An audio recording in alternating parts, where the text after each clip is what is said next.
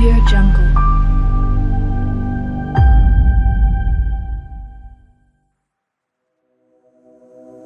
Hi everyone, I'm Fiona. In today's video, let's take a look at the whole process of how to quickly unload the mold from the EPS shape molding machine.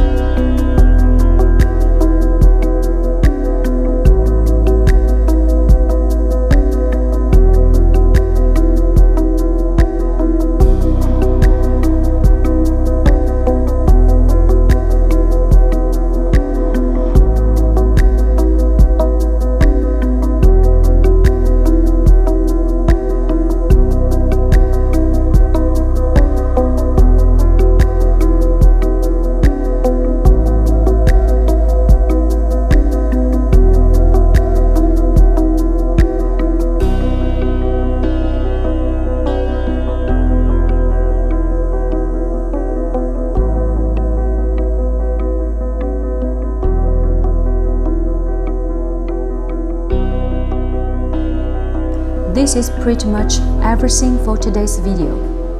If you like it, please give us a like and subscribe to our channel. We will know that we are doing the right thing.